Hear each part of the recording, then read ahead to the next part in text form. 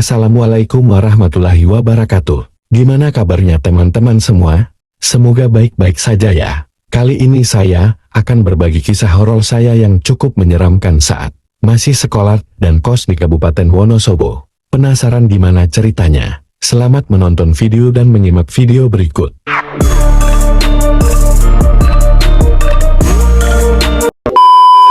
Saat itu tahun 2016, aku mulai masuk sekolah menengah kejuruan dan kos di Kabupaten Wonosobo. Aku menemukan kos yang dekat dengan sekolahku. Biayanya lumayan murah dan di dalamnya ada 4 kamar dengan 1 kamar mandi. Namun kondisinya sudah mulai rapuh karena termakan oleh usia. Di situ aku kos bersama 4 teman baruku yaitu Erian, Tio, Wahyu dan Agus. Aku tidur sendirian di kamar depan. Erian dan Wahyu tidur berdua di kamar tengah yang kebetulan berhadapan dengan kamar Tio dan Agus, yang juga tidur satu kamar. Dan ada 1 kamar lagi yang dibiarkan kosong di belakang dan kita jadikan gudang, karena posisinya yang dekat dengan kamar mandi.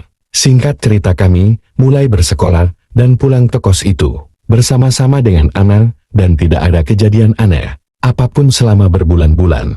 Hingga suatu malam saat kami sedang asik bermain gitar dan bernyanyi sambil berteriak, tiba-tiba ada suara seperti orang mengetuk pintu, namun suara itu berasal dari atas plafon kosan kami. Awalnya, kami tidak menghiraukannya dan tetap bernyanyi dan berteriak. Namun suara itu terdengar lagi hingga beberapa kali. Kami berasa penasaran dan juga takut, namun kami menganggap mungkin itu tikus yang terganggu dengan siaran Tio, karena suaranya yang paling veles. Kami masih melanjutkan teriakan kami hingga terdengar bunyi yang sama dan lebih keras. Kami menjadi semakin penasaran dan sedikit takut. Akhirnya kami memberanikan diri untuk mengeceknya melalui kamar paling belakang yang tidak menepati yang tidak ditempati, karena hanya di situ letak plafon yang bisa dibuka untuk melihat atap. Awalnya tidak ada yang berani melihat ke atas, karena pasti sangatlah gelap dan menyeramkan.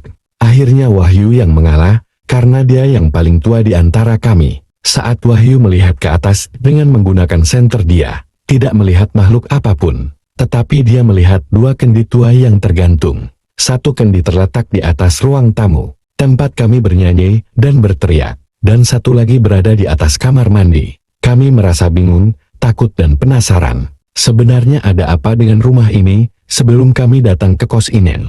Keesokan harinya kami pun pergi ke sekolah seperti biasa. Sebelum berangkat kami mengunci pintu dan kuncinya kami simpan di atas pintu. Akhirnya kami pun pulang sekolah dan kebetulan aku, Wahyu dan Erian Lam yang sampai di kos lebih dulu. Kami kaget dan bingung karena melihat pintu belakang sudah terbuka, padahal kunci masih di atas pintu. Lalu ada kendi yang jatuh dan pecah di depan pintu kamar mandi, tapi kami tidak berani melihat isinya karena masih terbungkus plastik hitam dan kos kami sangat berantakan, seperti diberantakin oleh anak kecil yang habis bermain. Lalu Wahyu segera mengecek ke plafon dan melihat bahwa kendi yang tergantung memang hanya tersisa 1.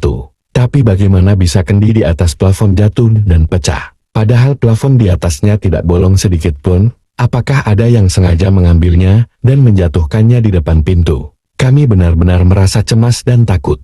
Beberapa saat setelah itu Tio dan Agus juga pulang ke kos, dan mereka juga bingung dengan apa yang terjadi di kos ini. Lalu kami pun mulai membereskan kos kami dan meminta bantuan dari pembantu pemilik kos untuk membersihkan kendi yang pecah. Setelah semuanya beres dan rapi, kami pun beristirahat.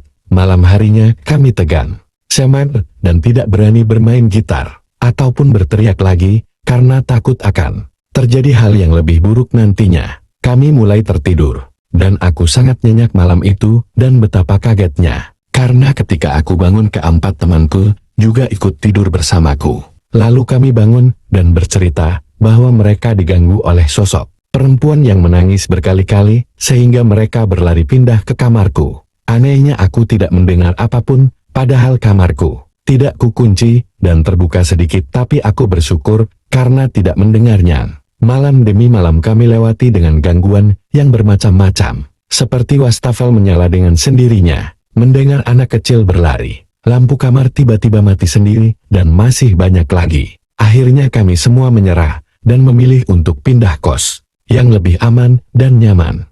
Namun sebelum kami pindah kos, Kami bercerita dengan ibu penjual nasi langganan. Kami tentang kejadian yang kami alami. Dan beliau membuka suara bahwa rumah kos yang kami tempati sebelumnya sudah lama kosong lebih dari 20 tahun. Pemilik aslinya tidak diketahui siapa dan pindah kemana. Lalu rumah itu dibeli dan dijadikan kos dan kami adalah penghuni pertama. Setelah kosong lebih dari 20 tahun, akhirnya kami pindah kos dan melanjutkan sekolah kami hingga lulus.